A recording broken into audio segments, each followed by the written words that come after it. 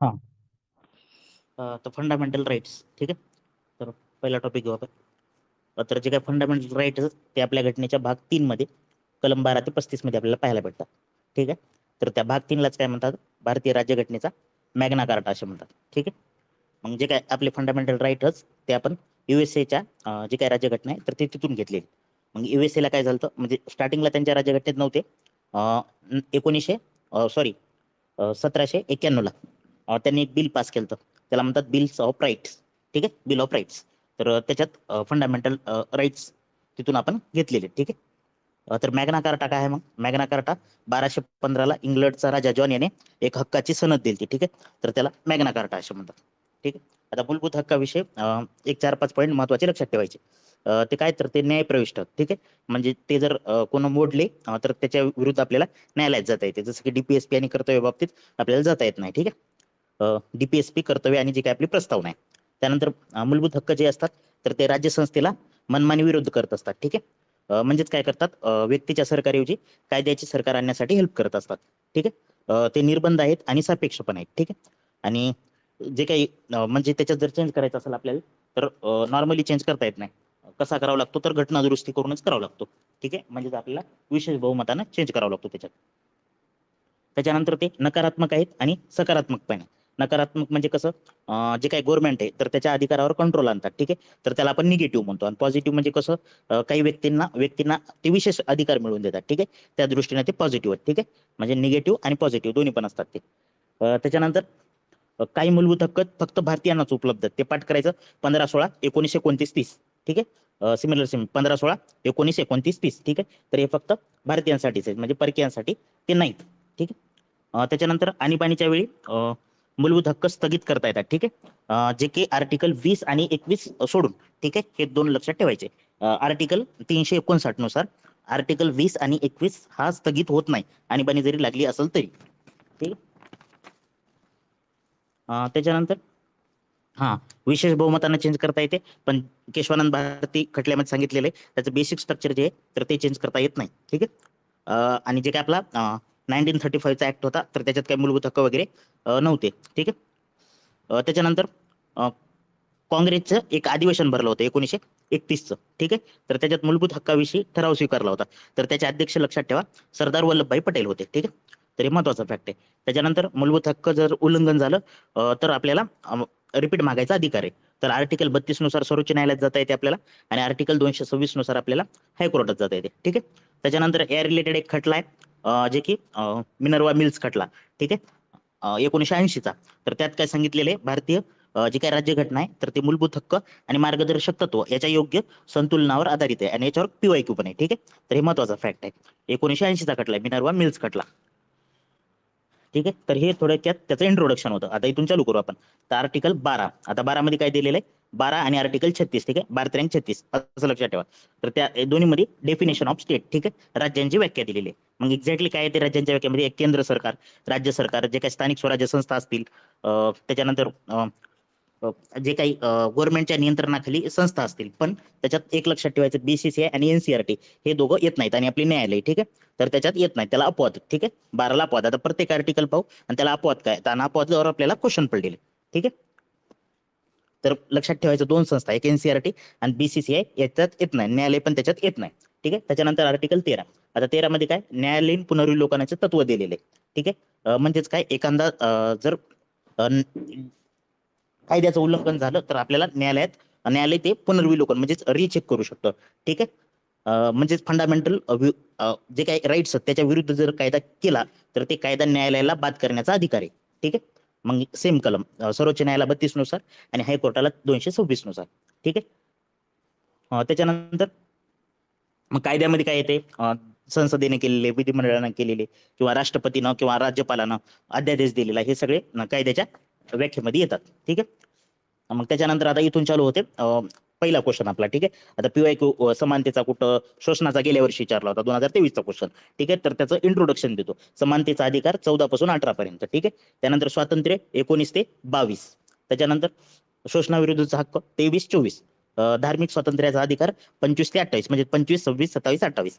त्याच्यानंतर सांस्कृतिक आणि शैक्षणिक 29-30. आणि घटनात्मक उपाययोजना म्हणजे रिट्स म्हणतो आपण त्याला, तर ते आपण 32 मध्ये पाहायला भेटतो. ठीक आहे. हा आता पहिलं समानतेचा हक्क, तर ते कलम 14, 15, 16, 17, 18. ठीक आहे. आता 14 मध्ये काय, कायद्यापुढे समानता. आता कायद्यापुढे समानता अथवा कायद्याचे समान संरक्षण या दोन्ही वेगवेगळ्या कन्सेप्ट आहेत. ठीक आहे. आता कायद्यापुढे समानता आणि कायद्याचे समान संरक्षण, आता याच्यात एक्झॅक्टली फरक काय, तर कायद्यापुढे समानता त्यालाच आपण म्हणतो इक्वेलिटी बिफोर लॉ. ठीक आहे. आधी पहिली समजून सांगतो. इक्वेलिटी बिफोर लॉ म्हणजे काय, तर ही कायद्यापेक्षा कोणीही श्रेष्ठ नाही, म्हणजे सर्वात टॉपला कायदा असणार, त्याच्या खाली अंडरमध्ये सगळे येणार. ठीक आहे. तर कायद्यापुढे समानता याचा अर्थ असा होतो. ठीक आहे. मग ही संज्ञा ही तर निगेटिव्ह आहे. ठीक आहे. तर हे एक महत्वाचा फॅक्ट आहे याच्या रिलेटेड, आणि ती आपण ब्रिटिश कडून घेतलेली आहे. ठीक आहे. म्हणजे ब्रिटन कडून घेतलेली. म्हणजेच कोणत्याही व्यक्तीसाठी याच्यात विशेष अधिकार नसतात. ठीक आहे. न्यायालयामार्फत जो काही कायदा केला जातो तो सर्व व्यक्तींना इक्वली लागू केला जातो. ठीक आहे. म्हणजे कोण कसं आहे, लहान आहे, मोठा आहे, ठीक आहे, तर त्याच्यात काही फरक पडत नाही. आणि कायद्याचे समान संरक्षण म्हणजे काय, समान परिस्थिती समान वागणूक असते. पण समान परिस्थिती नसेल तर थोडी डिफरंट वागणूक मिळू शकते, तर त्याला म्हणायचं कायद्याचे समान संरक्षण. संरक्षण कोणाकडून घेतलेली आपण, अमेरिकेकडून. ठीक आहे. आता हे कसं लक्षात ठेवायचं, संरक्षण म्हणजे जरा पॉवरफुल असं मारामारीचे काम अमेरिका करते ना, त्याच्याहून लक्षात ठेवायचं अमेरिका संरक्षण, आणि समानता ब्रिटन. ठीक आहे. Polite nature. ठीक आहे. हा आणि पुढे हे दोघातला फरक इक्वॅलिटी, हा हे लक्षात ठेवा. इंग्रजीत पाहिजे असलं, कायद्यापुढे समानता त्यालाच आपण इक्वॅलिटी बिफोर लॉ म्हणतो, आणि कायद्याचे समान संरक्षण इक्वल प्रोटेक्शन ऑफ लॉ म्हणतो. ठीक आहे. दोघातला फरक कळालाच असेल. त्यानंतर आता 14, आता 14 जे आहे तर त्याला काही अपवाद पण आहेत. ठीक आहे. म्हणजे आता हे सगळ्या पुढे समानता आहे ते बरोबर आहे, पण प्रत्येक कलमाला आर्टिकलला अपवाद आहेत. ठीक आहे. तर 361 महत्वाचं कलम. ठीक आहे. 14ला अपवाद. राष्ट्रपती आणि राज्यपाल यांना काय असतात, काही विशेष अधिकार असतात. जसे की यांना कोणत्याही प्रकारची फौजदारी कार्य, जे काही फौजदारी प्रक्रिया असती तर ती स्टार्ट करता येत नाही. हा, दिवाणी करता येते, पण त्यांना 2 महिन्याची पूर्व सूचना द्यावी लागते, तेव्हाच त्यांना दिवाणी खटला दाखल करता येतो. ठीक आहे. फौजदारी तिथं करताच येत नाही. त्याच्यानंतर अटक, तुरुंगवासची कारवाई त्यांना करता येत नाही, असं 361 मध्ये म्हटलेलं आहे. त्याच्यानंतर 361 ए मध्ये संसदेच्या आणि राज्य विधिमंडळाच्या जे काही कामकाजाचं वृत्त असेल तर त्याच्या बाबतीत पण ते दिवाणी आणि फौजदारी करता येत नाही. आणि 105 आणि 194 सोबत जोडीने लक्षात ठेवायचे आर्टिकल. 105, 194. 105 नुसार जे काही संसदेचे सदस्य असतात तर त्यांच्या भाषण आणि वोटिंग म्हणजेच मतदान याच्या बाबतीत न्यायालयात वगैरे काही करता येत नाही. आणि तेच आपलं स्टेटमध्ये पाहिलं तर 194 नुसार विधिमंडळाच्या जे काही सदस्य असतात तर त्यांचं भाषण आणि वोटिंगवर काही आक्षेप घेता येत नाही. ठीक आहे. त्यानंतर 31C हे पण 14ला अपवाद आहे. ठीक आहे. आता 14ला अपवाद कोणते कोणते आर्टिकल झाले, 361 पाहिलं आपण, 105, 194 आणि 31C. ठीक आहे. आता 31C मध्ये काय म्हणलंय, 39B म्हणजे आपलं DPSP म्हणजे 39B मध्ये जे काय आहे तर ते बाद ठरवता येणार नाही, मूलभूत हक्काचं उल्लंघन व्हायले म्हणून. ठीक आहे. तर 31C पण अपवाद आहे त्याला. त्याच्यानंतर आर्टिकल 15. ठीक आहे. आता 15 मध्ये काय लक्षात ठेवायचं, जाधव लीज, जाधव नावाचं आडनाव सरनेम असते ना, जाधव लीज लक्षात ठेवायचं. म्हणजेच काय, जात, धर्म, वंश, लिंग आणि जन्म ठिकाण या 5 कारणासाठी भेदभाव करता येत नाही. ठीक आहे. तर हे 15 मध्ये लक्षात ठेवायचं. मग हॉटेल वगैरे, उपागृह, सार्वजनिक ठिकाणी तर तिथं तुम्ही काय करू शकत नाही, तर कोणालाही तिथं प्रतिबंध म्हणजे स्टॉप करू शकत नाही की तू आमच्या इथं येऊ नको म्हणून. ठीक आहे. असं 15 मध्ये म्हटलेलं आहे. त्यानंतर पण याला पण अपवाद आहेत, जसं की महिला आणि बालकासाठी राज्य काय करू शकतं, काही विशेष तरतुदी करू शकतं. त्यानंतर अनुसूचित जाती म्हणजे SC आणि ST साठी पण एज्युकेशनल बाबतीत काही तरतुदी करू शकतं. ठीक आहे. शैक्षणिक दृष्ट्या जे काही मागास असतात तर त्यांच्या रिलेटेड. ठीक आहे. त्याच्यानंतर हे लक्षात ठेवायचं 15/6 जे की EWS आपण त्याला म्हणतो, आर्थिक दुर्बल घटक, तर त्याच्यासाठी 103वी घटना दुरुस्ती 2019 ला झाली. मग त्यांना त्यांच्यासाठी काही विशेष तरतुदी केलेल्या आहेत. ठीक आहे. तर लक्षात ठेवायचं महिला 15ला अपवाद कोण, महिला, बालक, त्याच्यानंतर SC ST साठी काही तरतुदी आणि EWS आपलं. आणि 14ला अपवाद काय बघलं आपण, आर्टिकल 31C पाहिलं, त्याच्यानंतर 361 पाहिलं. ठीक आहे. त्यानंतर कलम 16. ठीक आहे. आता कलम 16 म्हणजे काय, तर जे काही गव्हर्नमेंट जॉब असतात तर त्याच्या नोकऱ्या किंवा नेमणुकीत सर्व नागरिकांना समान संधी असेल, असं 16 मध्ये सांगितलेलं आहे. ठीक आहे. मग कोणत्याही नागरिकास धर्म, वंश, जात, लिंग, कुळ, जन्मस्थान आणि निवास या कारणावरून अपात्र ठरवता येणार नाही. म्हणजे ते या धर्माचा आहे म्हणून तुम्ही आम्ही जॉब देणार नाही, तर ते असं करता येणार नाही. ठीक आहे. हे लक्षात ठेवायचं. 16 हे सरकारी म्हणजे गव्हर्नमेंट, म्हणजे प्रायव्हेट मध्ये तुम्ही म्हणून जाऊ शकत नाही की एखाद्या कंपनीत गेल्या आम्हाला आरक्षण आहे तू दे आम्हाला 5%, तर ते तसं करता येणार नाही. ठीक आहे. जे काय ते गव्हर्नमेंट रिलेटेड आहे. मग 16, आता 16ला अपवाद काय, संसद कायद्याने राज्यातील किंवा युटी मधील सरकारी नोकरीसाठी निवासी अट टाकू शकते. म्हणजे समजा आता महाराष्ट्रात एखादी एक्झाम निघाली तर महाराष्ट्र सरकार टाकू शकतं की तो महाराष्ट्राचा रहिवासी पाहिजे, आम्ही असं कंपल्सरी करतो. ठीक आहे, तर हे लक्षात ठेवायचं, हे अपवाद आहे. त्याच्यानंतर एससी आणि एसटी साठी पदोन्नतीसाठी सुद्धा आरक्षण ठेवता येतील, तर असं पण त्याच्यात म्हटलेलं आहे 16 मध्ये. ठीक आहे, त्यानंतर कलम 17. ठीक आहे, आता 17 काय, अस्पृश्यता बंदी. ठीक आहे, आता एक लक्षात ठेवायचं, अस्पृश्यताची डेफिनेशन आपल्या राज्यघटनेत दिलेली नाही. ठीक आहे, मग 17 मध्ये म्हटलेले अस्पृश्यता बंदी झाली पाहिजे. मग त्याच्या रिलेटेड ऍक्ट 2 महत्वाचे इसवी सणासहित पाठ ठेवायचे, याच्यावर PYQ मेन्सला तर आहेच, राज्यसेवेला पण एकदा पडलेला आहे. ठीक आहे, तर नागरी हक्क संरक्षण कायदा 1955 आणि अनुसूचित जाती आणि जमाती अत्याचार प्रतिबंध कायदा 1989, त्यालाच आपण अॅट्रॉसिटी म्हणतो. ठीक आहे, अॅट्रॉसिटी, आणि याच्यात मग ते डेफिनेशन दिलेली. ठीक आहे, राज्यघटनेत नाही पण याच्यात सांगितलंय एक्झॅक्टली अस्पृश्यता म्हणजे काय. ठीक आहे, अॅट्रॉसिटी ऍक्ट 1989 आणि नागरी संरक्षण कायदा 1955. ठीक आहे, त्याच्यानंतर कलम 18. तर कलम 18 मध्ये काय म्हटलेलं आहे, जे काही पदव्याची समाप्ती करणे, म्हणजेच काय करणं, असे पूर्वी राहत होते राव बहादूर वगैरे, पदव्या भेटत होत्या, तर ते असं लावायचं नाही. ठीक आहे, शैक्षणिक आणि लष्करी पदव्या तुम्ही बाळगू शकता, म्हणजे एज्युकेशनल आणि जे काही मिलिटरी रिलेटेड राहतात. त्याच्यानंतर मग याच्या रिलेटेड हे पण चालतात, वाद पण चालतात. ठीक आहे, मग वाद झाला कोणता खटला, खटला लक्षात ठेवायचा, बालाजी राघवन खटला. ठीक आहे, 1996चा. मग याच्यात सांगितलं भारतरत्न, पद्मविभूषण, पद्मश्री जे काय असतात तर ते व्हॅलिड होतं, म्हणजे ते पारितोषिक तुम्ही देऊ शकता. ठीक आहे, खटला लक्षात ठेवायचा, इसवी सन लक्षात ठेवायचा, 1996चा खटला आहे. ठीक आहे, पण त्याच्यात असं सांगितलं तुम्ही भारतरत्न द्या पण तुम्हाला ते नावापुढे वापरता येत नाही किंवा नावामागं लावू नका असं सांगितलं. ठीक आहे, त्या खटल्यामध्ये. त्याच्यानंतर हा हा काही नाही याच्यात 18 मध्ये, 17-18वर क्वेश्चन पण नाही जास्त. त्याच्यानंतर हे झालं आपण समानता पाहिली. ठीक आहे, त्याच्यानंतर स्वातंत्र्याचे हक्क. ठीक आहे, 19 ते 22 मध्ये पाहतो आपण. ठीक आहे, आता 19 भाषण स्वातंत्र्य, 20 दोषसिद्ध होईपर्यंत संरक्षण. त्यानंतर कलम 21 जीवित आणि व्यक्तिगत स्वातंत्र्य. कलम 21 आहे जे की शिक्षणाचा हक्क म्हणतो. आणि कलम 22 अटक आणि स्थानबद्धतेपासून संरक्षण. ठीक आहे, तर हे येतं स्वातंत्र्याचे हक्क. ठीक आहे, आता पाहू आपण सिरियल ना पाहू कलम 19. आता कलम जे 19 आहे तर याच्यात ABCDE असं G पर्यंत आहे. ठीक आहे, तर ए मध्ये भाषण आणि अभिव्यक्ती स्वातंत्र्य, त्यानंतर बी मध्ये शांतता आणि विनाशस्त्र तुम्हाला एकत्र जमता येते, त्यानंतर सी मध्ये तुम्हाला संघटना स्थापन करता येतील, त्याच्यानंतर भारताच्या राज्य क्षेत्रात कुठं पण मुक्त संचार करता येईल. ठीक आहे, म्हणजे संचार लक्षात ठेवायचं. त्यानंतर कुठेही वास्तव्य करता येईल, म्हणजे आपल्याला कुठं पण जाऊन राहता येते भारतात. ठीक आहे, त्यानंतर संपत्ती प्राप्त करता येते, आणि कोणताही पेशा अथवा व्यापार व्यवसाय धंदा चालवता येतो आपल्याला. ठीक आहे, मग आता संपत्ती संपादनाचा जो हक्क आहे तर याच्यावर आपल्याला क्वेश्चन आहे, जे की 44वी घटना दुरुस्ती 1978. ठीक आहे, आता हे 42 आणि 44. 42वी घटना दुरुस्ती, 42 4+2 तर किती होतात, 6 होतात, म्हणजे 1976चे. आणि 44 4+4 78 होतात, तर 1978चे असं लक्षात ठेवा. ठीक आहे, तर 44व्या घटना दुरुस्तीनुसार संपत्तीचा हक्क कट करण्यात आला आणि मग तो आता नॉर्मल हक्क 300 मध्ये कुठेतरी ते टाकलेला आहे. ठीक आहे, त्याच्यानंतर जे काही आर्टिकल 19 आहे तर ते युद्ध आणि परकीय आक्रमणावेळी नष्ट होते, म्हणजे नॉर्मल सशस्त्र उठाव म्हणजे काय, जर आपले इंटरनल काहीतरी प्रॉब्लेम असतील तर ते कलम 19 रद्द नाही होणार. ठीक आहे, हे लक्षात ठेवायचं, जेव्हा राष्ट्रीय आणीबाणी लागल तर त्याच वेळेला तो कॅन्सल होत असतो. ठीक आहे,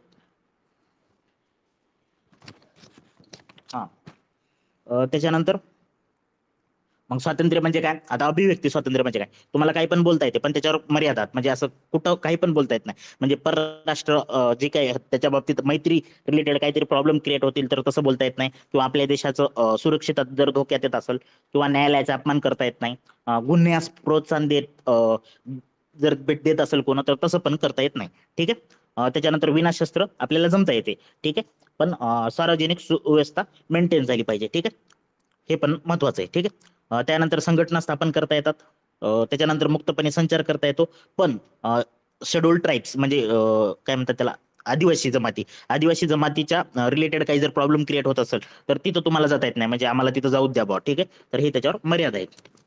त्याच्यानंतर राहता येते. ठीक आहे, राहता येते पण पुन्हा लक्षात ठेवायचं, राहण्याच्या जागी एसटीच्या बाबतीत ते आपल्याला मर्यादा येतात. ठीक आहे, त्यानंतर संपत्ती संपादन तर आपल्याला कॅन्सलच केलेले, जे की तिकडे टाकलेले. ठीक आहे, धंदा करता येतो.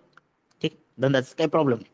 त्यानंतर आता पुढचं आर्टिकल आहे 20. ठीक आहे, याच्यावर पण क्वेश्चन आहे आपल्याला राज्यसेवेला आणि कंबाईनला पण आहे. ठीक आहे, तर याच्यात काय 20 मध्ये अपराधीबद्दल दोष सिद्ध बाबतीत संरक्षण. आता याच्यात 3 गोष्टी लक्षात ठेवायच्या. एक no ex post facto law, त्यानंतर नो डबल जिओपार्डी आणि नो सेल्फ इन्क्रिमिनेशन. ठीक आहे. आता म्हणजे काय, कोणताही व्यक्ती म्हणजे आता समजा आधी कायदा केलेला आहे तर कायद्याचा भंग केल्यावरच दोषी ठरवले जाईल. ठीक आहे. म्हणजे त्याला आधीच काही करता येणार नाही.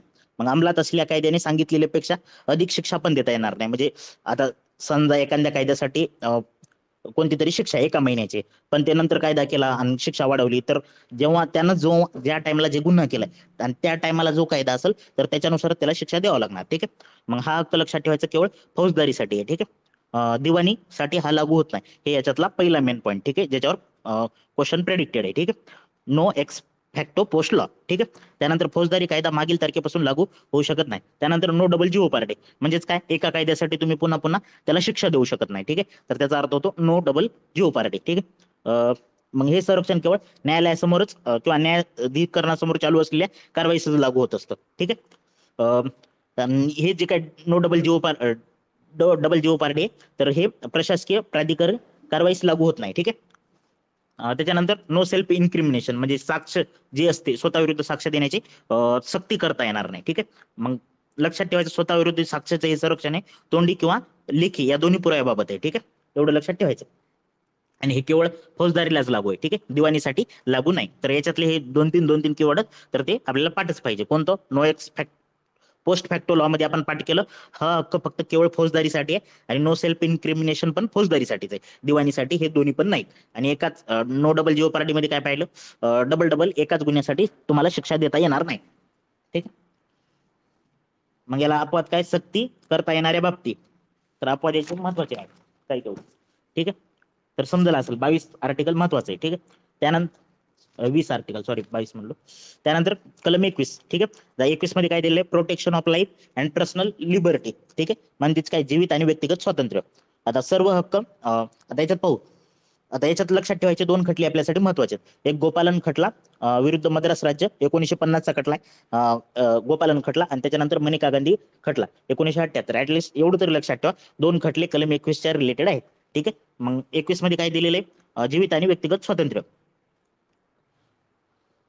तर आता गोपालन खटल्यामध्ये काय सांगितलेले, कायद्याने प्रस्थापित झालेली प्रक्रिया म्हणजे प्रोसिजर इस्टॅब्लिश बाय लॉ. ठीक आहे. मग हे संरक्षण केवळ मनमानी कार्यकारी शक्ती विरुद्ध आहे. ठीक आहे, कार्यकारी असं सांगितलं. गोपाल म्हणला फक्त कार्यकारी शक्ती विरुद्धच हो लागू राहील. पण मनेका गांधी 1978 ला काय सांगितलं, हे संरक्षण कार्यकारी पण राहील आणि कायदेशीर या दोन्ही गोष्टीसाठी लागू राहील. या दोघातला डिफरन्स. ठीक आहे. एवढं तर पाठ करा. मग आर्टिकल मनेका गांधीनुसार खूप सारा ऍड केलेलं आहे, एवढं पाठ करायची गरज नाही. झोप घेण्याचा अधिकार आहे आपल्याला, माहितीचा आहे, सन्मानानं मरण्याचा आहे, आवडत्या व्यक्तीशी लग्न करण्याचा आहे, LIC मिळवण्याचा आहे, ध्वनी प्रदूषण मुक्तता होण्याचा. तर ते जनरल आहे. ठीक आहे. तर ते एक बार वाचून घ्या. तर त्यात काही तेवढं नाही. ठीक आहे. आता 21 मध्ये कधी काय ऍड झालं तर त्याच्या रिलेटेड 2-3 खटले तर ते तेवढंच लक्षात ठेवा. ठीक आहे. आता शिक्षणाचा हक्क उन्नती खटला 1993 नुसार ऍड झालेला आहे. ठीक आहे. उन्नती खटला 1993 हे एक लक्षात ठेवा, महत्वाचं पॉईंट. त्यानंतर विशाखा विरुद्ध राजस्थानचा खटला होता, तर त्या खटल्यात सांगितलं कामाच्या ठिकाणी लैंगिक शोषणाविरुद्धचा हक्क. ठीक आहे. हे 21 मध्ये सांगतोय हा सगळं. त्याच्यानंतर अजून एक महत्वाचा खटला आहे, सुभाष कुमार विरुद्ध बिहार खटला. ठीक आहे. याच्यात योग्य पर्यावरणाचा हक्क, हे 3 तरी लक्षात ठेवा ऍटलीस्ट. ठीक आहे. उन्नती खटला, शिक्षणाचा हक्क, सुभाष कुमार योग्य पर्यावरणाचा हक्क, त्यानंतर विशाखा विरुद्ध राजस्थान सरकार तर कामाच्या ठिकाणी लैंगिक शोषणाविरुद्धचा हक्क. ठीक आहे. हा, त्याच्यानंतर प्रोसिजर इस्टॅब्लिश बाय लॉ आणि ड्यू प्रोसेस लॉ. आता याच्यात एक्झॅक्टली डिफरन्स काय, तर प्रोसिजर इस्टॅब्लिश बाय लॉ म्हणजेच काय, कायद्याद्वारे प्रस्थापित कार्यपद्धती. ते कशा सांगितलेले, गोपाल खटल्यामध्ये आपण आताच बोललो. आणि ड्यू प्रोसेस ऑफ लॉ कशा सांगितलेले, मनेका गांधी खटल्यामध्ये सांगितलेले. ठीक आहे. त्याच्यानंतर कलम 21. तर कलम 21 मध्ये काय, राईट टू प्रायव्हसी. ठीक आहे. तर AP शर्मा खटला 1954चा आणि करक सिंग खटला 1962चा. याच्यात सांगितलं खाजगीपणाचा हक्क हा मूलभूत हक्क नसल्याचा निर्णय दिलता. ठीक आहे, या खटल्यामध्ये. पण 2017ला एक पट्टास्वामी विरुद्ध भारत सरकारचा खटला झाला आणि खाजगीपणाचा हक्क हा मूलभूत हक्क असल्याचा निर्णय सर्वोच्च न्यायालयाने दिला. ठीक आहे. AP शर्मा आणि खरक सिंग खटला याच्यात काय म्हटलं, नाही म्हणलं खाजगीपणाचा हक्क. आणि त्याच्यानंतर जे काही 2017चा खटला आहे. ठीक आहे, पट्टास्वामी विरुद्ध भारत सरकार, तर त्याचे सांगितलं खाजगीपणाचा हक्क हा मूलभूत हक्क असल्याचा निर्णय दिलेला आहे. ठीक आहे. त्यानंतर 21A, आता 21A आपल्या दृष्टीनं एकदम महत्वाचं आहे. ठीक आहे, राईट टू एज्युकेशन.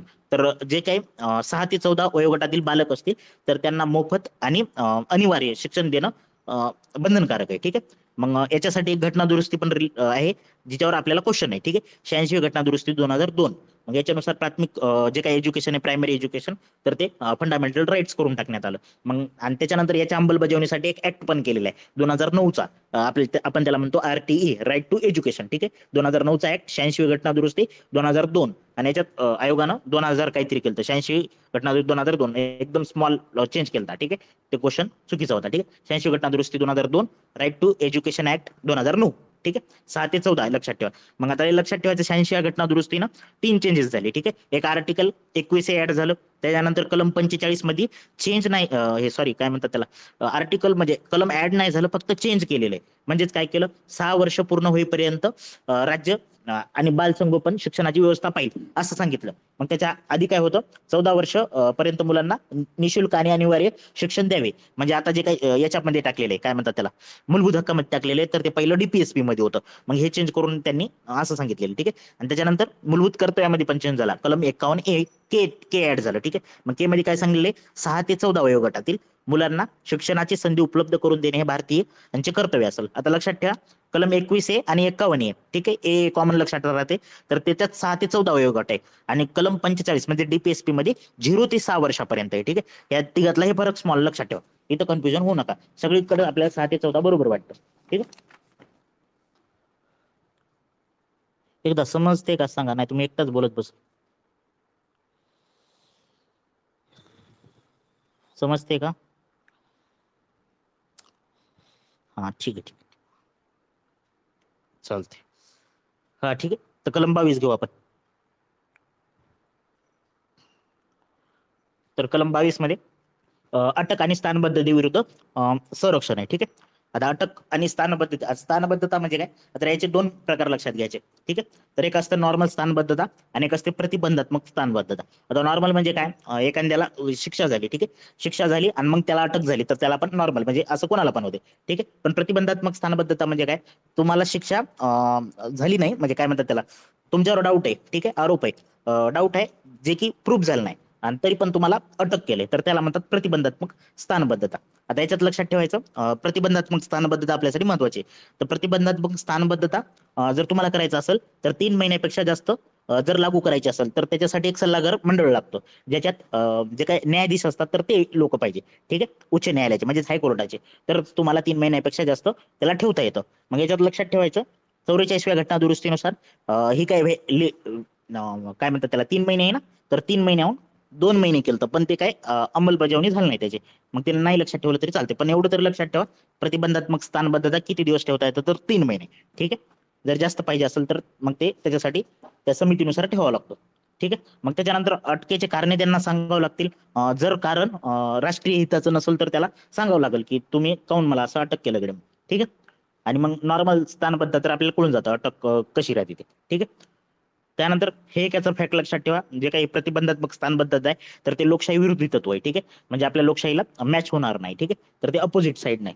ठीक आहे, तर हे दोघातला नॉर्मल फरक आहे, प्रतिबंधात्मक स्थानबद्धता. आर्टिकल 22. ठीक, काहीच लक्षात राहत नाही, ऍटलिस्ट आर्टिकल तरी पाठ ठेवा. ठीक आहे, मग याच्या रिलेटेड कायदे होतं 22च्या रिलेटेड, पण ते कायदे आपल्याला इथं लक्ष्मीकांत दिलेले आहेत, पण ते आपल्याला मेन्सला पडतात, प्रीला एकदा पण क्वेश्चन नाही. ठीक आहे, 2001चा पोट्टा कायदा लक्षात ठेवा आणि 1995चा टाडा, नाही लक्षात राहील तरी काही प्रॉब्लेम नाही. ठीक, त्यानंतर आर्टिकल 23-24 आपला 2023चा काय 24चा क्वेश्चन आहे. तर शोषणाविरुद्धचे हक्क कशामध्ये दिलेले आहेत. ठीक आहे, एकदम इझी क्वेश्चन होता, तर लक्षात ठेवायचं, शोषणाविरुद्धचे हक्क 23-24. आता 23 मध्ये काय दिले, मानवी व्यापार आणि वेठबिगारी. आता वेठबिगारी म्हणजे काय, तुम्हाला काम लावायला एक 8 तास काम आहे तुम्हाला. ठीक आहे, तर ते मालक काय करायलाय, 8 तासाच्या जागी तुमच्याकडून 16 तास किंवा 15 तास 13 तास असं काम करून घ्यायलाय, पण पैसे वाढवून गेलाय काही नाही, तुम्हाला 100 रुपये देऊ लागला, आता पण नंतर पण 100च द्यायला. ठीक आहे, तर त्याला म्हणतो आपण वेठबिगारी, म्हणजे असं मारून वगैरे काम करून घेणं. ठीक आहे, तर आणि माणसाचा व्यापार तर आर्टिकल 23 मध्ये. ठीक आहे, मग याच्यासाठी किमान वेतनपेक्षा कमी वेतन देतात. ठीक आहे, मग त्याचा ऍक्ट पण आहे, मला वाटतं 1948चा काहीतरी आहे. ठीक आहे, तर ते पाहून सांगतो. ठीक, हे लक्षात ठेवू नका तुम्ही. मला कन्फ्युज आहे त्याच्यात. या कलमातील माणसाचा अपव्यापार मध्ये काय पुरुष, महिला, बालक वगैरे यांची विक्री म्हणून करणं वगैरे, त्याच्यानंतर महिला आणि बालकाचा अनैतिक व्यापार वगैरे करणं किंवा देवदासी, गुलामगिरी अशा प्रथा वर कंट्रोल आणण्याचा उद्देश आहे. ठीक आहे.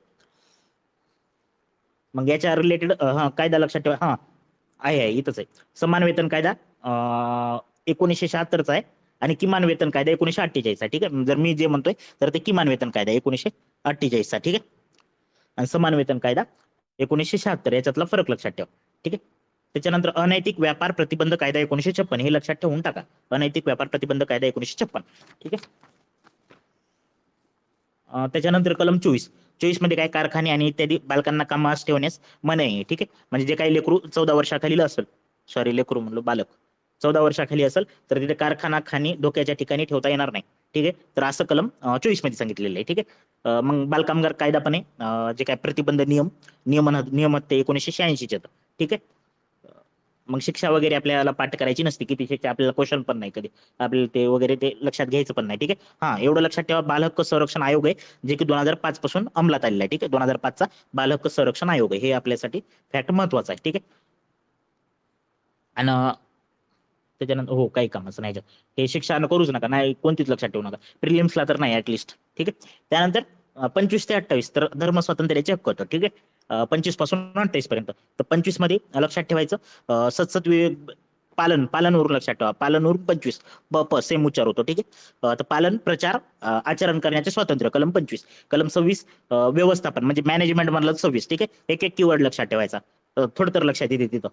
व्यवस्थापन म्हणजे मॅनेजमेंट 26 आणि कलम 27 मध्ये काय म्हणायचं टॅक्स 27 टॅक्स. ठीक आहे. आणि कलम 28 मध्ये शैक्षणिक संस्थांमध्ये आणि धार्मिक शिक्षण जे काही धार्मिक उपासना असतात तर तिथं उपस्थित राहण्याचे स्वातंत्र्य. ठीक आहे. तर आता सिरियल न पाहू आपण. ठीक आहे. कलम 25. कलम 25 म्हणजे काय सद्विवेक बुद्धीने वागण्याचे, धर्माचे पालन, प्रचार, आचरण वगैरे करण्याचं स्वातंत्र्य. ठीक आहे. धर्माचे पालन म्हणजे काय आपली धार्मिक जी श्रद्धा आहे, म्हणजे तुम्हाला एखाद्या गोष्टीवर विश्वास आहे तर ते मुक्तपणे तुम्ही ठेवू शकता. ठीक आहे. आचरण म्हणजे तुम्ही पूजा जे काही करता किंवा नमाज पडता जे काही करता एक्स्ट्रा. ठीक आहे. तर ते तुम्ही तसं करू शकता. ठीक आहे. त्यानंतर प्रचार करू शकता तुम्ही तुम्ही ज्या धर्माचे वगैरे जे जे हा तर पण सक्ती केली जाणार नाही की तू फॉलोच कर आमचा धर्म, तर ते तसं नाही करता येणार. ठीक आहे. नॉर्मली प्रचार करू शकता की तुम्ही तुमच्या धर्माचं असं मोटिवेट करून सांगू शकता, पण सक्ती नाही करू शकत. ठीक आहे. त्याच्यानंतर हा हिंदू या संकल्पनेत एक लक्षात ठेवायचं शीख, जैन आणि बौद्ध येते. ठीक आहे. तर हे 3 हिंदूमध्ये येतात असं कलम 25 मध्ये म्हटलेलं आहे. ठीक आहे. नॉर्मली कसं पण राहू जा, आपण आर्टिकल नुसार लक्षात ठेवायला हिंदूमध्ये शीख, जैन आणि बौद्ध येते. ठीक. त्याच्यानंतर जे काही कृपान बाळगतात म्हणजे ते छोटा चाकू असते ना, शीख लोक बाळगतात तर ते स्वतःजवळ बाळगणे, मग ते मूलभूत तत्व आहे म्हणून ते त्याला परवानगी आहे. ठीक. म्हणजे त्याच्यावर काही बंधन नाही. मग याच्यावर मर्यादा काय नैतिकतेविरुद्ध असेल, आरोग्याविषयी असेल, मूलभूत हक्काच्या इतर तरतुदीविषयी लॉसमध्ये असेल किंवा सार्वजनिक जी काही सुव्यवस्था आहे तर ती धोक्यात येत असेल तर त्याच्यावर मग बंधने घालवता येतात. ठीक आहे. त्याच्यानंतर कलम 26 धार्मिक व्यवहाराचे व्यवस्थापन, पाण्याचे स्वातंत्र्य. ठीक आहे. तर धार्मिक संस्था स्थापन करणे, तिचं मॅनेजमेंट करणे. ठीक आहे. त्याच्यानंतर तिची जे काय म्हणजे समजा आता मंदिर बांधलं आपण तर मंदिरासाठी आपण 4-5 एकर जागा घेतली तर ते मालमत्ता संपादन करणे. ठीक आहे. आणि कायद्यानुसार मालमत्तेचे प्रशासन करणे. म्हणजेच काय आपण समजा आता बालाजीचं मंदिर आहे तर तिथे एक ट्रस्ट असतो, ते कायद्यानुसार सगळं फॉलो करतो. ठीक आहे. तर त्या टाईपचं. ठीक आहे. मग याच्यावर पण मर्यादा असतात, सार्वजनिक सुव्यवस्था, आरोग्य, नैतिकता, मूलभूत हक्काचं या रिलेटेड असेल तर. ठीक आहे. मग बाकी या 25 मध्ये काही महत्वाचं नाही. कलम 27. ठीक आहे. मग 27 मध्ये काय एखाद्या विशिष्ट धर्माकरता कर देण्याचे स्वातंत्र्य. ठीक आहे. म्हणजे कोणत्याही व्यक्ती वर विशिष्ट धर्माचे संरक्षण आणि करासाठी कर आकारला जाणार नाही, पण कराचा उपयोग सर्व धर्माच्या संवर्धनासाठी करता येईल. ठीक आहे. कलम 27 केवळ कर आकारणी बाबतीत कंट्रोल करतो, शुल्क नाही.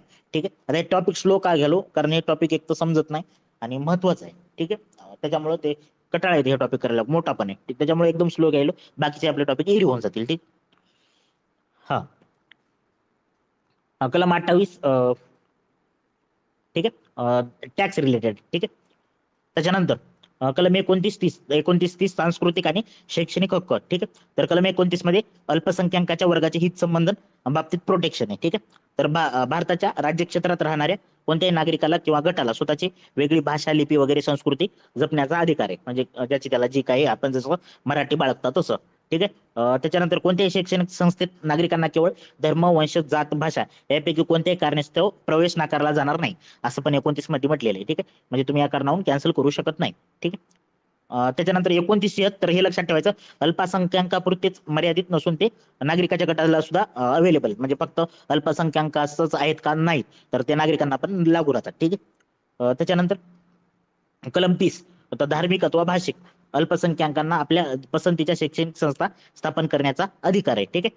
धार्मिक आणि भाषिक या निकषानुसार अल्पसंख्याक सर्व वर्गांना पसंतीच्या ज्याच्या म्हणजे जसं त्यांना स्थापन करायचे तर त्या प्रकारे तो प्रशासन वगैरे करू शकतो त्या संस्थेचं. ठीक आहे.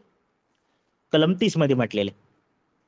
आणि अल्पसंख्याकाची डेफिनेशन एक नाही, आता थोड्या वेळाखाली सांगलो मी. अस्पृश्यतेची पण डेफिनेशन नाही, कलम 17. आता अल्पसंख्याक म्हणजे कोण, तर त्याची पण डेफिनेशन दिलेली नाही राज्यघटनेत. ठीक आहे. ठीक आहे. तर हे होते हक्क. तर त्याच्यात मालमत्तेचा हक्क आपण काढून टाकलेला आहे, 19F मध्ये होता. ठीक आहे. तर ते पाहिलं आपण, कोणती घटना दुरुस्ती 44वी, तर ते आता 300A मध्ये टाकलेलं आहे. ठीक आहे.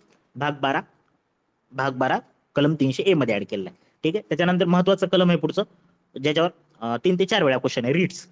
कलम 32. ठीक आहे. तर कलम 32 ला डॉक्टर बाबासाहेब आंबेडकरांनी राज्यघटनेचा आत्मा म्हटलेला आहे आणि याच्यावरच क्वेश्चन आहे. ठीक आहे. राज्यघटनेचा आत्मा.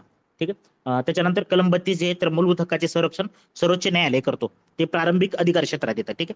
म्हणजे प्रारंभिक अधिकार क्षेत्रात येते, हे महत्वाचं फॅक्ट आहे. ठीक आहे. मग कलम 32 नुसार सर्वोच्च न्यायालय मूलभूत हक्काच्या अंमलबजावणीसाठी रिट्स जारी करू शकतो. ठीक आहे. आणि मग त्या रिट्सवर आपल्याला क्वेश्चन आहे, रिट्स म्हणजे काय वगैरे. ठीक आहे. आता रिट्सचे प्रकार, तर पहिलं असतं बंदी प्रत्यक्षीकरण. ठीक आहे. त्यालाच आपण हिबिस कॉर्पस, कोणतं एक लक्षात ठेवा, दोन्ही लक्षात ठेवू नका, कन्फ्युज होऊन असं. एक तर बंदी प्रत्यक्षीकरण, नाही तर हेबिस कॉर्पस.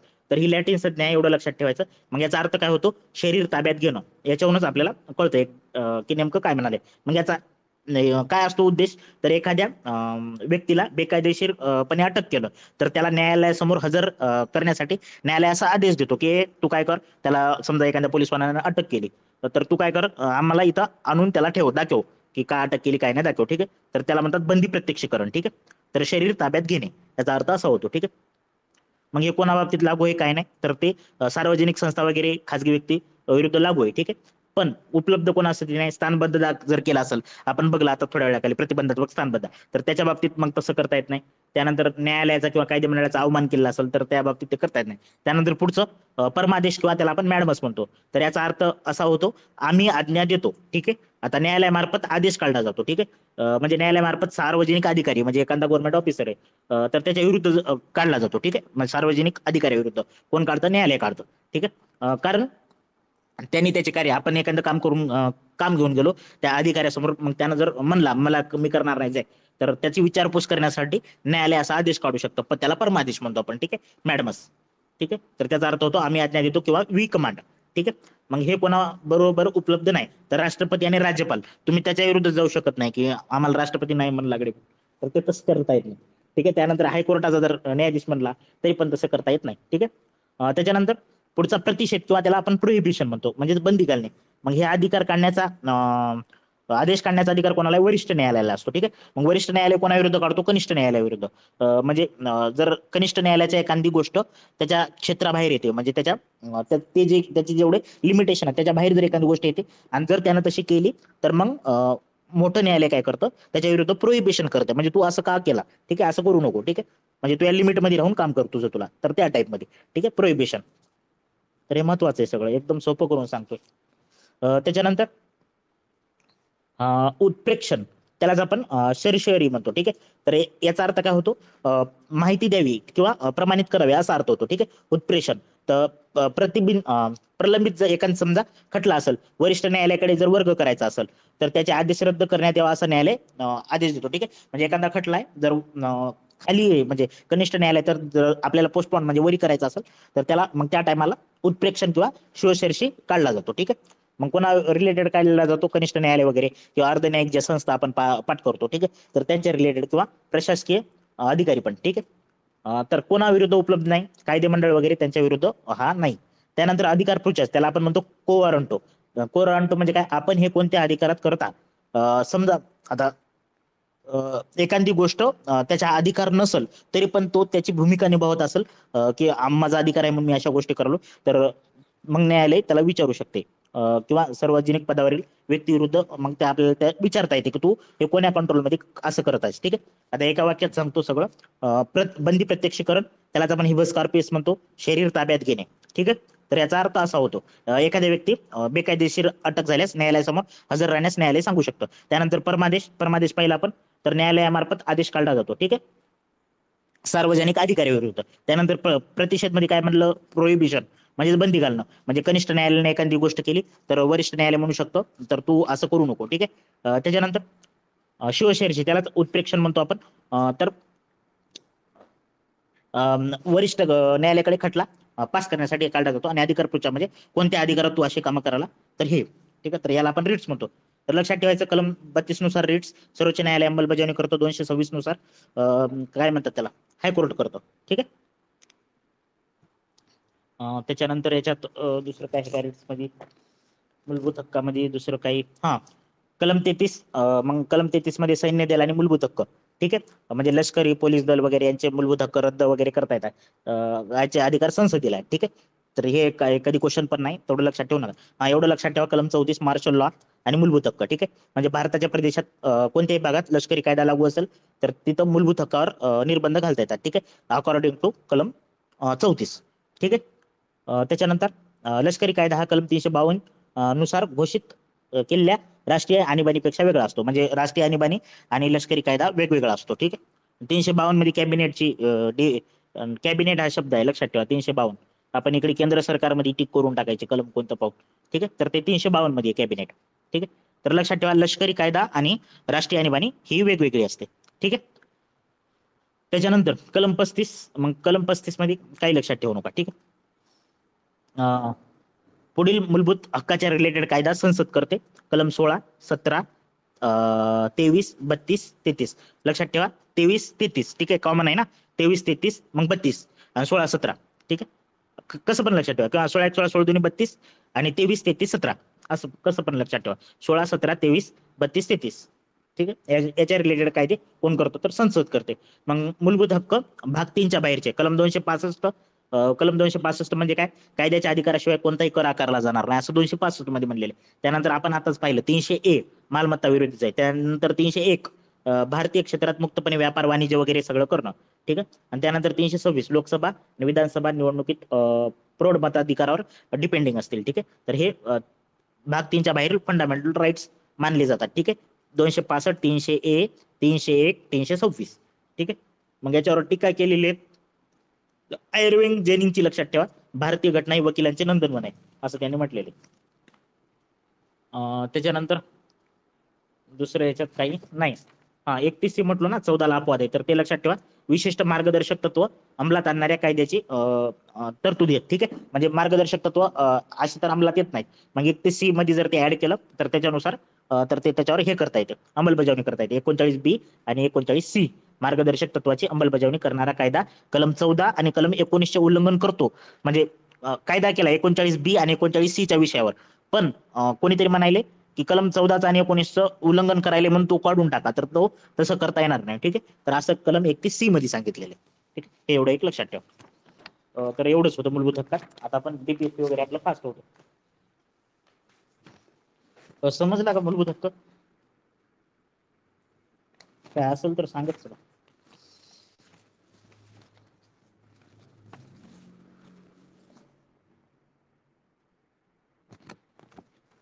हा, ठीक आहे. मार्गदर्शक तत्व घेऊ आपण, DPSP. तर मार्गदर्शक तत्वाला सर्वात पहिलं क्वेश्चन जास्त येणारा, तर कोण काय म्हणलं, KT शाह धनादेश म्हटलेले चेक. त्यानंतर नसरुद्दीन जानेवारीच्या दुसऱ्या दिवशी जे काही गोष्टी मोडल्या जातात तर त्या ते तसे ड्रीम्स. ठीक आहे, तर TT कृष्णमाचारी भावनाची कचरापेटी म्हटलेले.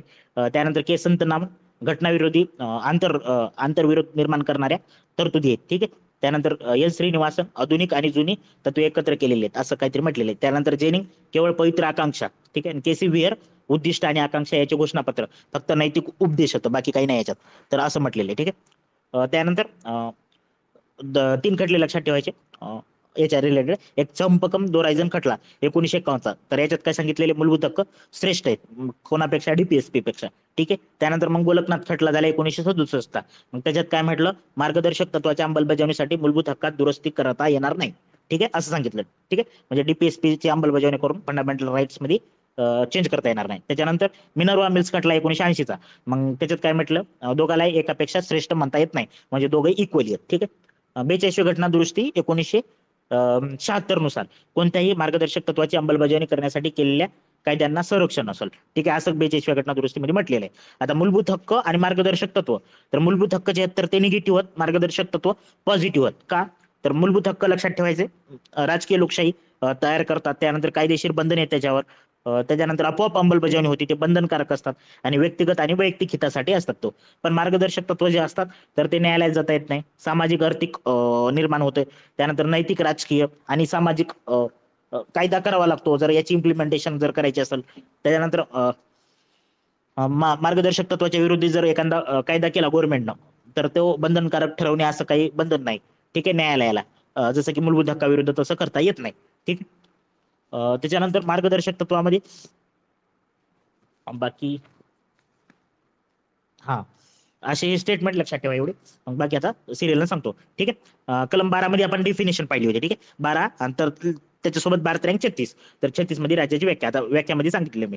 त्यानंतर 37 मध्ये कायदे करताना राज्याने मार्गदर्शक तत्व विचारात घेणे हे त्यांचे कर्तव्य आहे. म्हणजे एखादा कायदा करायचा आहे तर ते तुम्ही विचारात घ्या, डीपीएसपी पण. ठीक आहे. त्याच्यानंतर राज्यघटनेत मार्गदर्शक तत्वाचे वर्गीकरण काही दिलेलं नाही, पण आपण जनरली करतो, सामाजिक, गांधीवादी आणि उदारमतवादी. आता सामाजिक मध्ये कलम 38, 39, 39A, 41, 42, 43, 43 आणि 47. ठीक आहे, सामाजिक. त्यानंतर गांधीवादीमध्ये 40, 43, 43B, 46, 47 आणि 48. आणि उदारमतवादी 44, 45, 48A, 49, 50 आणि 51. ठीक आहे. तर हे जे काय क्लासिफाय केलेले. तर आता पाहू आपण. हा, कलम 38 मध्ये काय म्हटलेले, सामाजिक, आर्थिक, राजकीय न्याय, उत्पन्न, संधी, सोयी, सवलत, दर्जा याची विषमता कमी करणे. तर असं कलम 38 मध्ये दिले. 39 मध्ये आता फक्त आर्टिकल पाठ करायचे, याच्यात काही समजून घ्यायचं तेवढं काही नाही आणि क्वेश्चन पण नाही तसे. ठीक आहे. तर 39A मध्ये उपजीविकेचे पुरेसे साधन. त्यानंतर 39B भौतिक संसाधनाचे योग्य वाटप करणं. 39C मध्ये केंद्रीकरण लक्षात ठेवा, सेंट्रलायझेशन. ठीक आहे, संपत्तीचे केंद्रीकरणाला विरोध. ठीक आहे. संपत्तीचा केंद्रीकरणाला विरोध. सेंट्रलायझेशन म्हणल्यानं तुम्ही म्हणसाल सेंट्रलायझेशन करणं आहे काय, त्याला विरोध आहे. ठीक आहे, संपत्तीचं. 39D समान कामासाठी समान वेतन, हे आपला PYQ आहे. त्यानंतर ई मध्ये मुलांच्या आरोग्याची जपवणूक आणि एफ मध्ये आरोग्यपूर्ण विकास करण्याची संधी. ठीक आहे. त्यानंतर 39A तर निशुल्क कायदेशीर सेवा देणे. ठीक आहे, याच्यावर पण क्वेश्चन आहे, फक्त आर्टिकलवर क्वेश्चन आहे, याच्यात जास्त डीप जायचं नाही डीपीएसपी मध्ये. ठीक आहे, मूलभूत हक्क प्रॉपर करा, तिथं कन्सेप्च्युअल क्वेश्चन आहेत म्हणून तेवढा वेळ घेतलो मी ते. ठीक आहे. त्यानंतर 41 बेकारी, वृद्धत्व, आजारपण आणि अपंगत्व याच्या बाबतीत काम, शिक्षण आणि जे काही सार्वजनिक मदत मिळणे. ठीक आहे, तर असं 41 मध्ये. त्यानंतर 42 मध्ये काम मातृत्वासंबंधी न्याय परिस्थिती असणं. कलम 43 कामगारांना उपजीविकेला आवश्यक मोबदला, सामाजिक सांस्कृतिक संधी, अन्न, वस्त्र, निवारा आणि शिक्षण, आरोग्य देणं. त्यानंतर 43 हे नंतर ऍड केलेले औद्योगिक व्यवस्थापन म्हणजे मॅनेजमेंट करणं, कामगाराचा सहभाग. 47 मध्ये दारूबंदी लक्षात ठेवायची. 47 दारू, याच्यावर पण PYQ खूप वेळेस आहे. पोषणाचा आणि जीवनमानाचा दर्जा उंचावणे, म्हणजेच काय करणं, नो ड्रग्स नो दारू. त्यानंतर कलम 40 आता कलम 40 ग्रामपंचायत. 43 आता हे गांधीवादी आहेत. ठीक आहे. 43 मध्ये कुटीर उद्योगाला चालना देणं. त्यानंतर 43B सहकारी संस्था स्थापन करणं. ठीक आहे. आता 43A औद्योगिक व्यवस्थापन, जे की आणि 43B सहकारी संस्था, वेगवेगळं लक्षात ठेवा, हे गांधीवादी आहे 43B. त्यानंतर कलम 46 वरून SC, ते मला ते कसं क्लिक राहून गेले, तर ठीक आहे, सेम सेम उच्चार होतो ना, 6SC असं. तर 46 SC/ST शोषणापासून संरक्षण. 47 मध्ये आता सांगलो दारूबंदी आणि 48 मध्ये गाय वगैरे म्हणजे गोहत्या बंदी. ठीक आहे, दोन लक्षात ठेवा हे. 47-48 मध्ये दारूबंदी आणि 48 मध्ये गोहत्या बंदी. त्यानंतर उदारमतवादीमध्ये 44 UCC म्हणजेच समान नागरी कायदा. 45 मध्ये आपण तिथे एक्सप्लेन केलं 0 ते 6 वर्षापर्यंत संगोपन करणं. त्यानंतर 48 मध्ये आधुनिक शेती आणि पशुपालन. 49 मध्ये राष्ट्र जे काही स्मारके असतात तर त्याचं संरक्षण करणं. 50 मध्ये कार्यकारी विभाग आणि न्याय व्यवस्था वेगवेगळं ठेवणं. ठीक आहे. त्यानंतर 51 मध्ये आंतरराष्ट्रीय शांतता आणि सुरक्षता. आणि 48 मध्ये पर्यावरण, वने वन्यजीव आणि त्यांचं संरक्षण करणं. ठीक आहे. तर 42वी घटना दुरुस्ती 1976 ला झाली. ठीक आहे. तर त्याच्यानुसार लक्षात ठेवायचं 43A 39A आणि 48A म्हणजे सगळे ए वाले जे आहेत तर ते 42व्या घटना दुरुस्तीनुसार ऍड झाले, एवढं तर लक्षात ठेवा. ठीक आहे. आणि 39F फक्त एफ वेगळं एक लक्षात ठेवा. 39A 39F 43A 48A हे 42व्या घटना दुरुस्तीनुसार ऍड झालं. त्यानंतर दुसरी कोणती घटना दुरुस्ती 86वी घटना दुरुस्ती 2002 यानं ऍड काहीच झालं नाही. ठीक आहे. तर चेंज झालं. काय चेंज झालं तर 45वं कलम चेंज झालं. ठीक.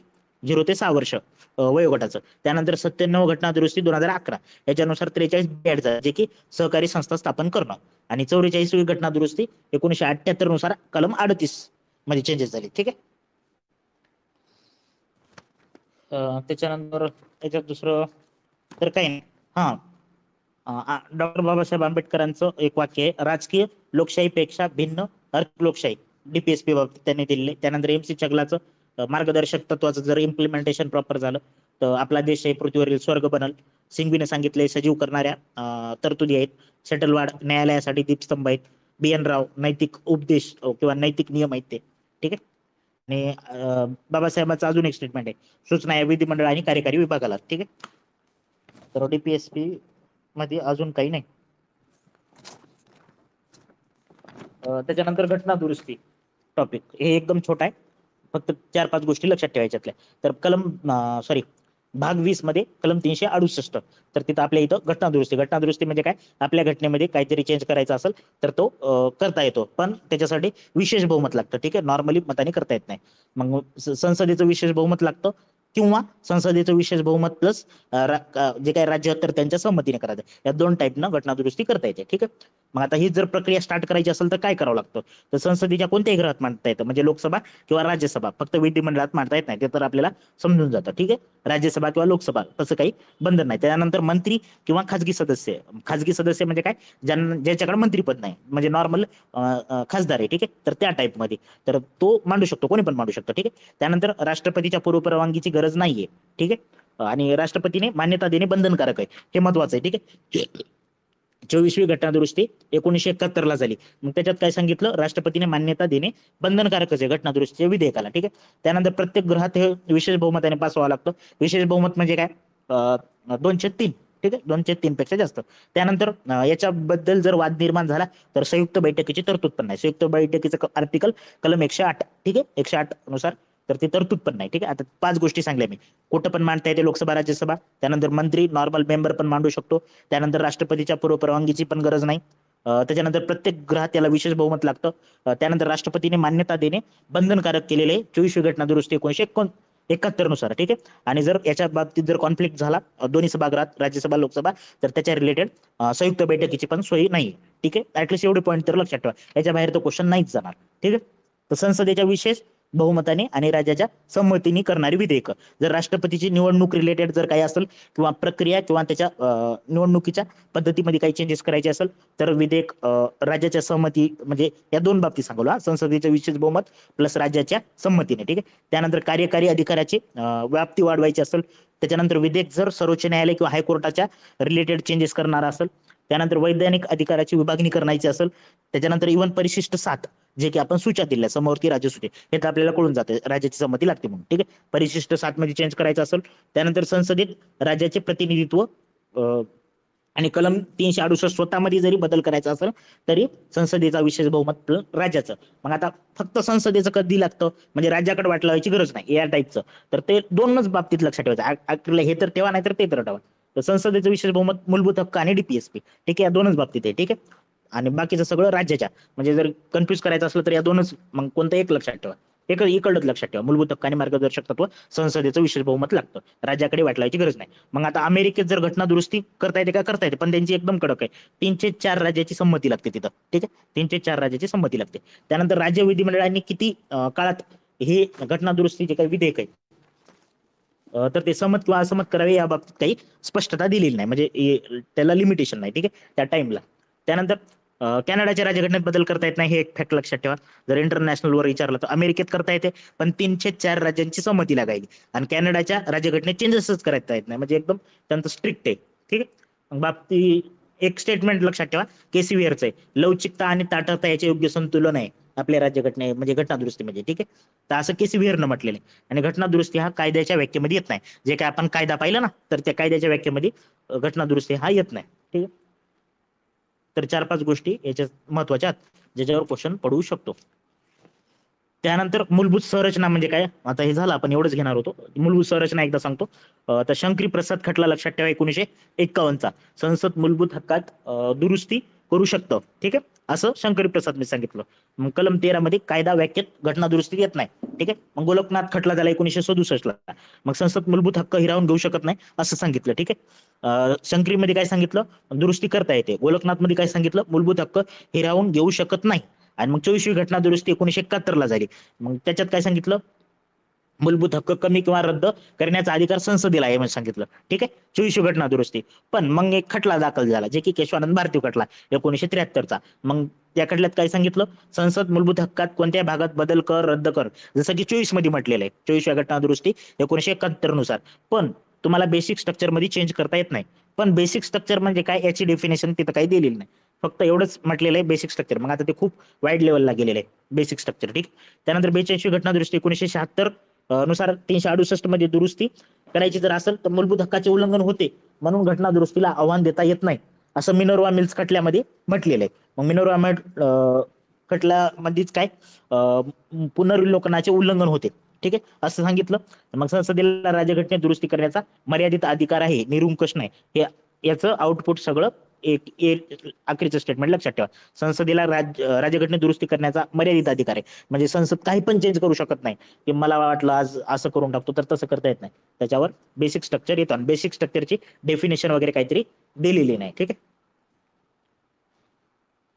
मग त्याच्यानंतर पुढचं